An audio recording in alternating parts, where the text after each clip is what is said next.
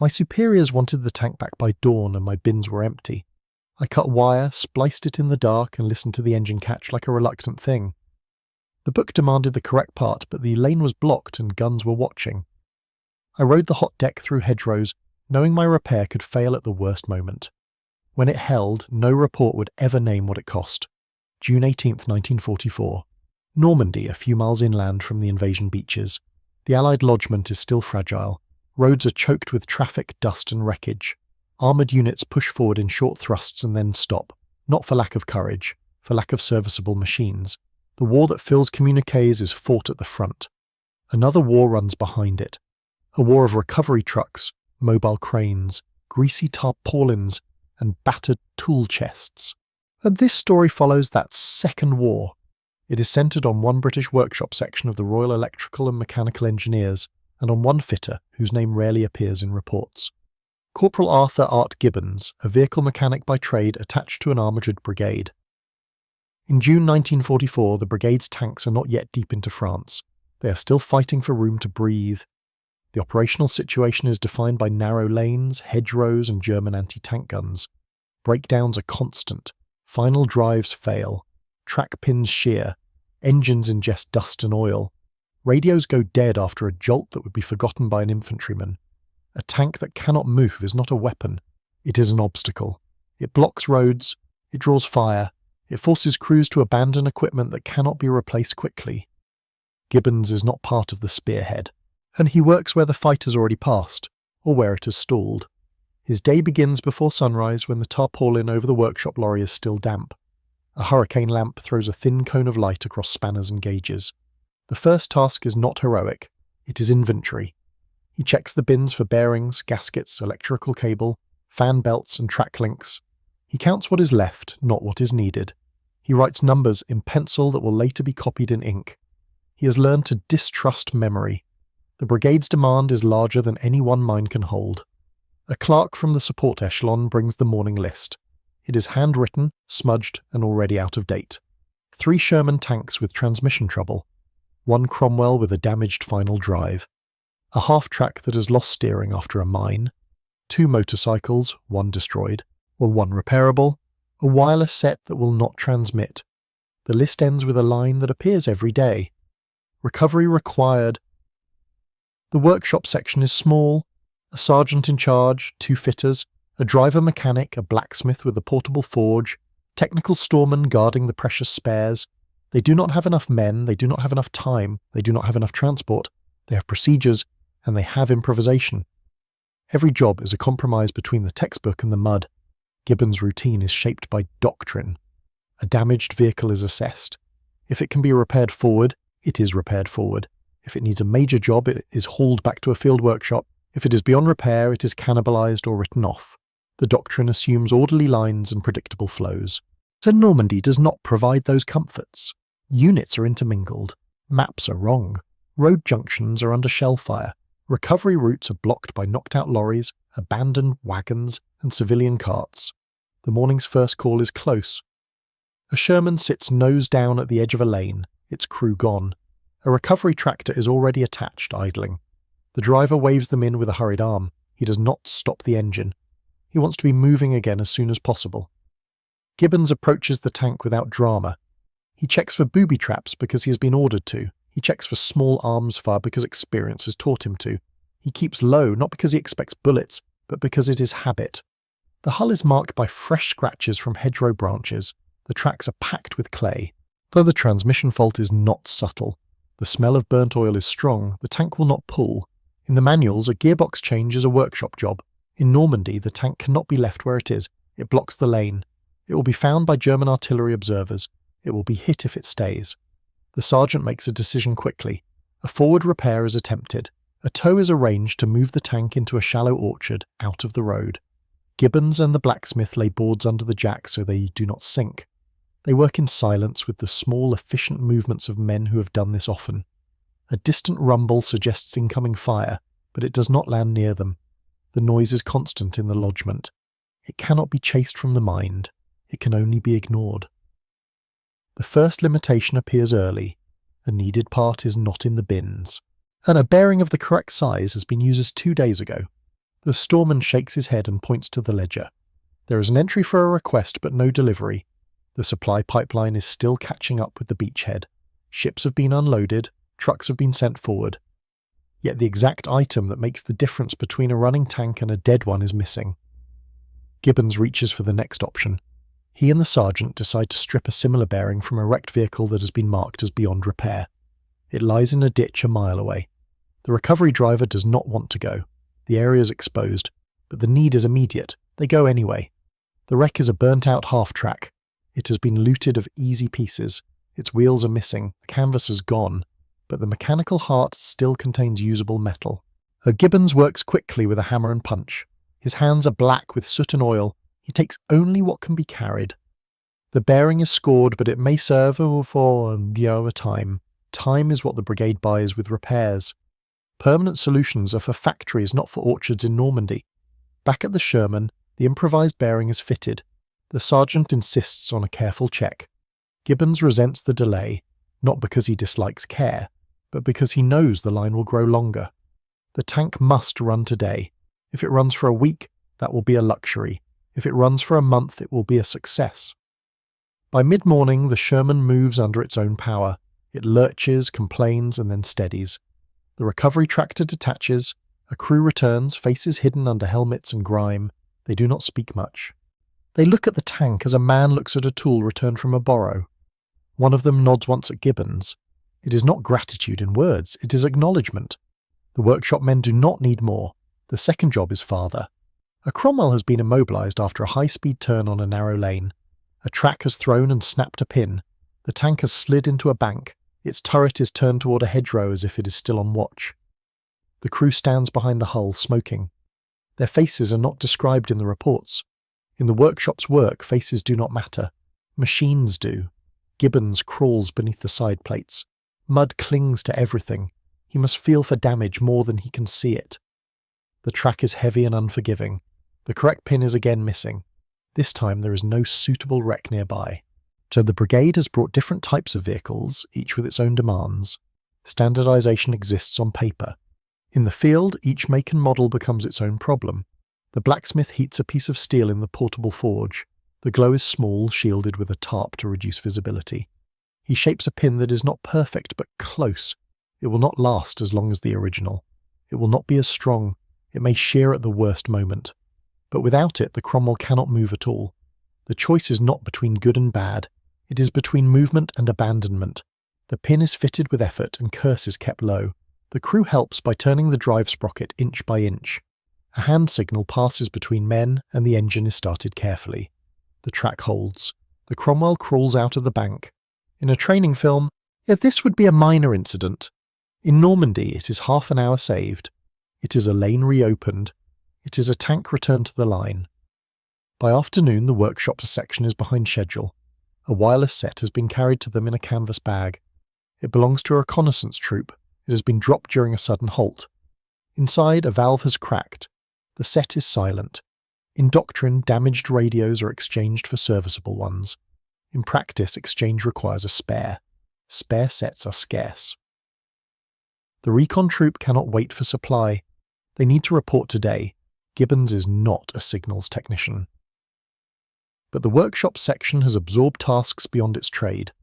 The sergeant directs him to attempt a repair. Gibbons opens the set with care. He sees burnt contacts and fractured glass. He cannot fabricate a valve. He can clean, tighten, and test. And he can make it work if the failure is simple. This one is not. The set is tagged and sent rearward. The troop leaves with a borrowed set, older and weaker. The officer complains about range. The complaint is noted and ignored. The workshop's world is triage. Not every patient survives. As daylight fades, the section receives a message. A recovery vehicle has been hit while towing a disabled tank. The tank sits in the open, the recovery crew is withdrawn. If the tank is left overnight, it may be destroyed by artillery or captured in a counterattack. The brigade wants it back. The order is firm and it is unrealistic. That is common. Gibbons rides in the back of the workshop lorry with tools packed in boxes. The road is congested. A column of ambulances passes with dim lights. A traffic controller directs vehicles around a crater. And no one speaks more than necessary.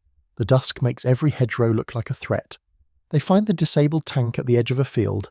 It is a Sherman Firefly, longer gun vital to the brigade's ability to face German armour. Its engine is dead. The problem is electrical. A cable has been severed by shrapnel. The damage is small, the consequence is total. The cable in question is not in the bins. Gibbons has wire, but not the correct thickness. He improvises a splice, wrapping and insulating with whatever is available. He tries to keep the join low and protected. In wet conditions, it will fail. Tonight, it may hold. The unofficial adjustment begins here. The manual says a proper repair requires the correct part. The sergeant says the tank must move. Gibbons makes the join. He tests it with a lamp. The circuit holds. And he signals the driver to try the starter. The engine coughs and then catches. The tank's exhaust smokes as if offended, but it runs. A new risk becomes personal without melodrama. Gibbons must ride on the back deck as the tank moves to the lane, guiding the driver around wrecks. He's not trained for this. He does it because no one else can. The tank's metal is warm. The field smells of crushed grass and cordite. A flare rises in the distance. For a moment the scene is lit like a stage. Then darkness returns. The tank reaches cover. The recovery is completed. The brigade's command post will never record the detail. A tank recovered. A number written on a form.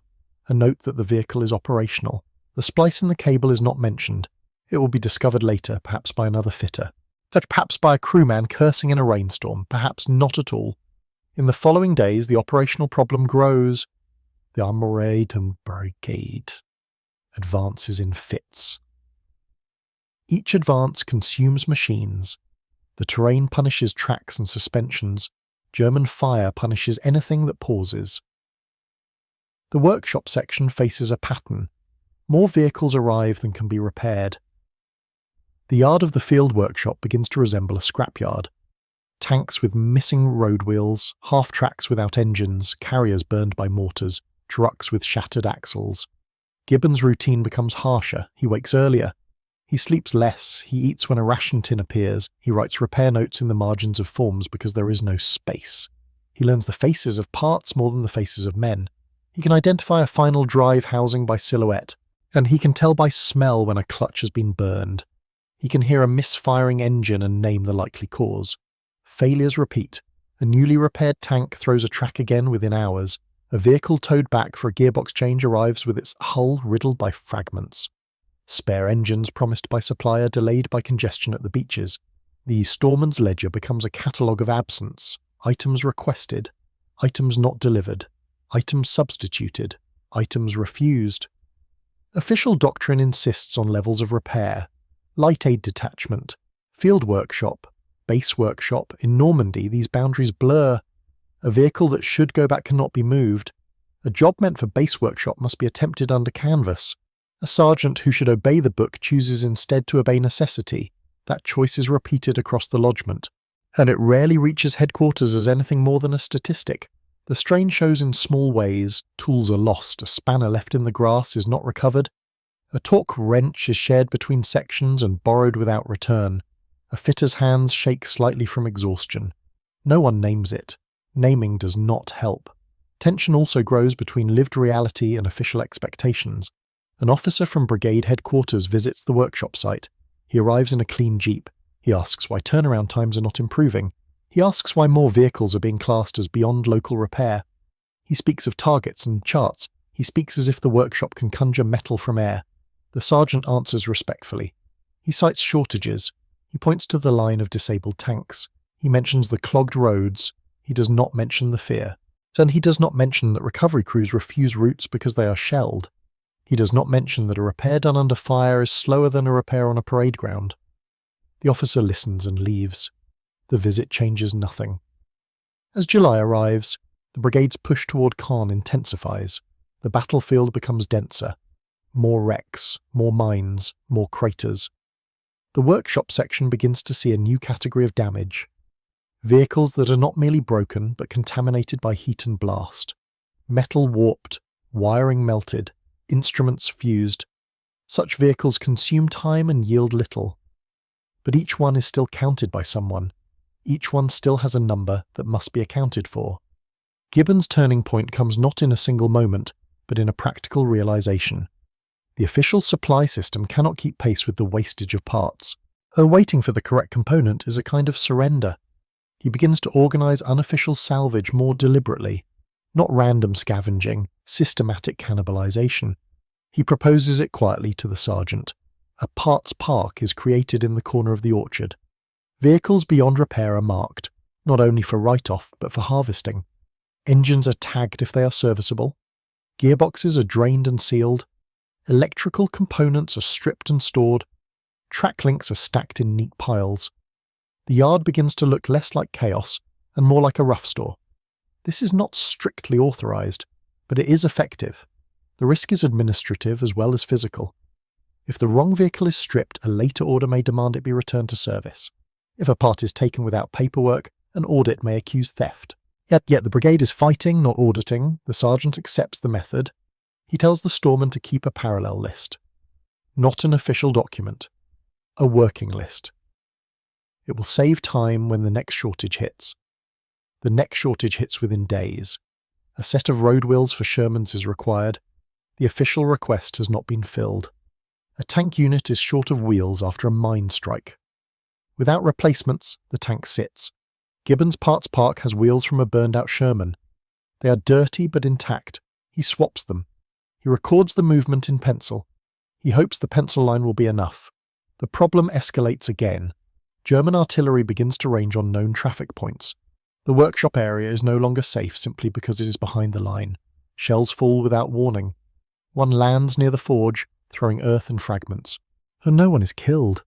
The blacksmith's ear rings for hours. A tarp is shredded. A stack of gaskets is scattered in the mud. It is a small loss, but it is a loss that will be felt later. After the shelling, the unit is ordered to move. Packing takes time, every move costs time, yet staying risks worse. Gibbons helps load the heavy equipment. The forge is cooled and secured. The lorry is started.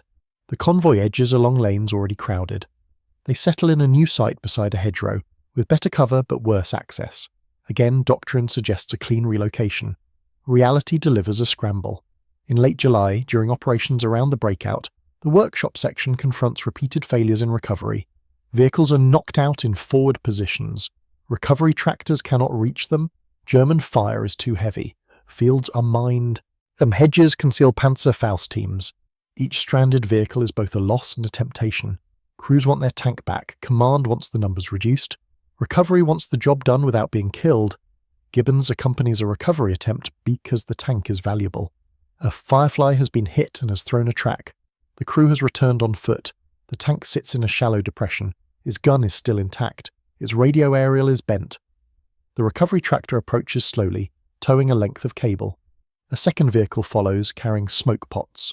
The plan is simple. Attach, tow, withdraw.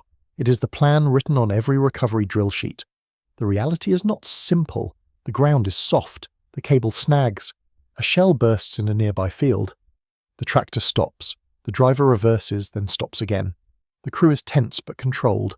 But no one shouts. Shouting would be wasted breath. Gibbons reaches the tank with the tractor's crew. He checks the track. The pin has failed. It can be replaced if the correct pin exists. It does not. He has a fabricated pin made weeks earlier. He has been saving it for an emergency. This is the emergency. He works quickly, kneeling in mud. His hands move by memory. A smoke pot is ignited, and a thin cloud spreads low. It is not cinematic. It is practical. The smoke stings the eyes. The air smells of chemicals and wet earth. The pin is driven in. The track is tensioned as best as can be managed. There is no time for perfect alignment. As the tractor begins to tow, the track holds. The Firefly moves, then it jolts and the pin creaks. Gibbons knows it is at the edge. He signals the driver to keep speed low. Too fast and the pin snaps. As too slow and they remain exposed longer. The compromise is again the only choice. They reach a lane. The tractor turns. The tank follows. A burst of machine gun fire strikes the hedgerow behind them. No one is hit. The message is clear enough. They do not return that way again.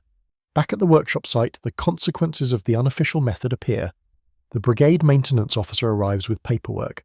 He has been instructed to account for written-off vehicles and their parts.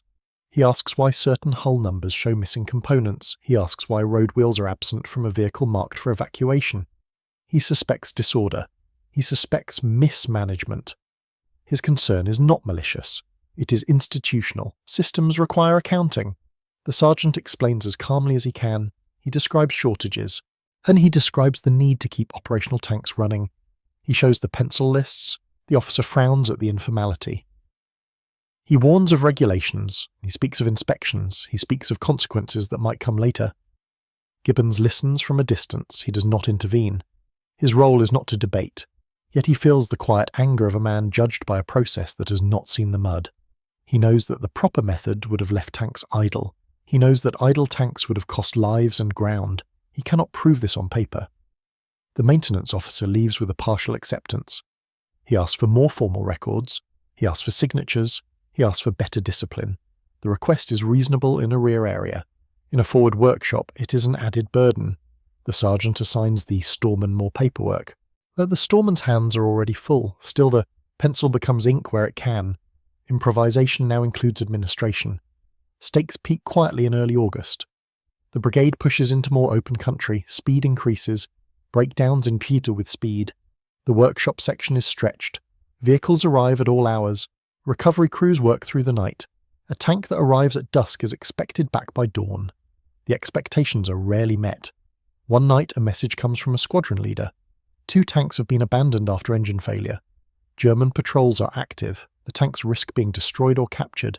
The leader requests immediate assistance. The request is not a formal order, but it carries weight. A squadron's fighting strength is being measured.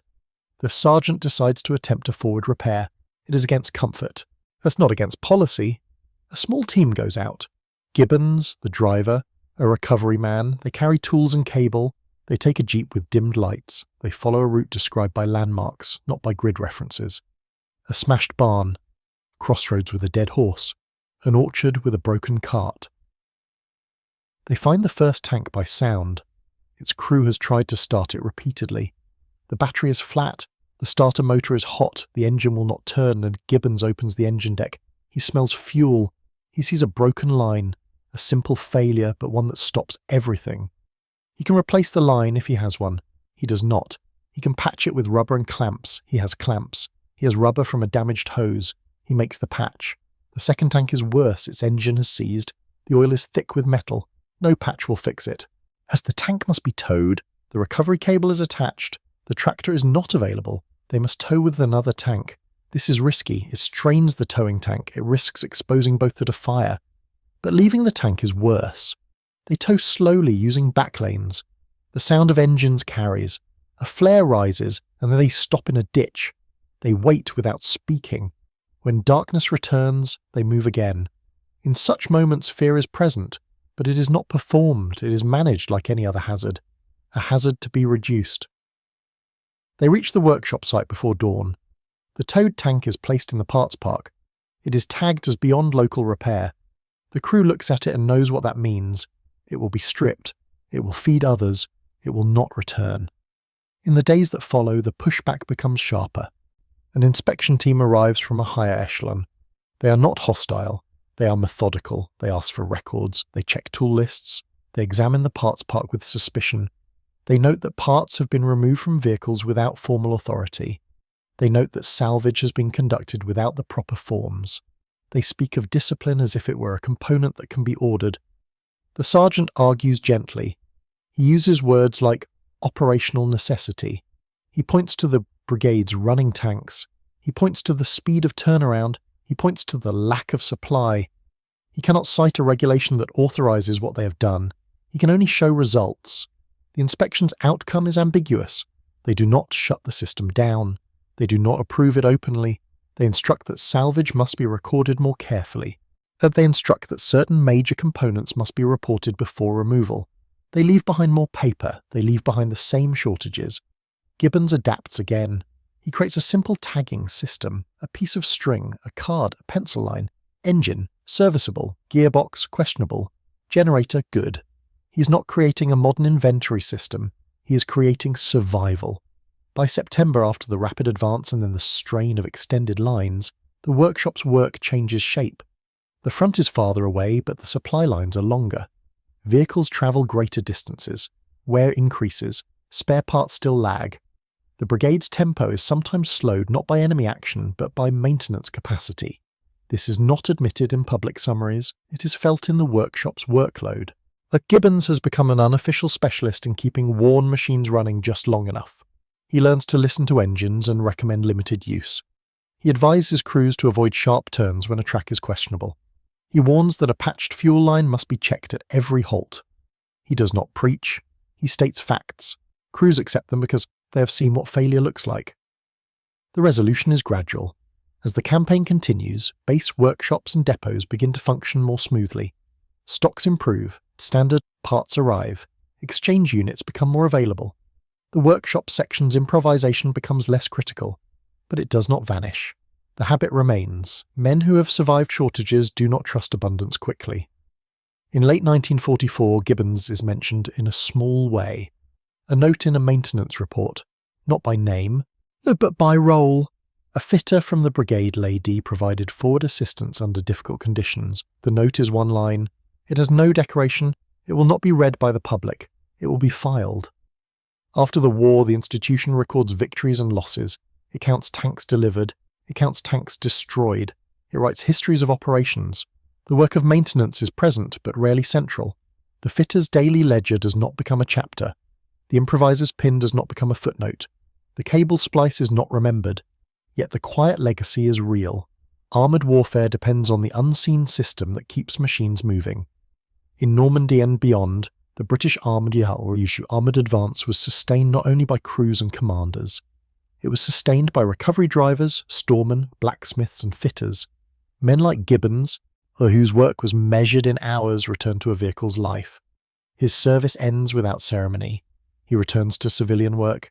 He carries habits that do not fit peacetime. He keeps tools clean. He keeps lists. He does not speak often about fields at night or smoke pots in orchards. When asked, he answers with restrained details. A vehicle was broken. A part was missing. A substitute was made. The job was done. The war's record does not require more. But understanding the war does. The front line is only as strong as the chain behind it. And in that chain, the workshop was a point where doctrine met mud and mud often won. If you want more overlooked stories like this, subscribe and stay with the channel.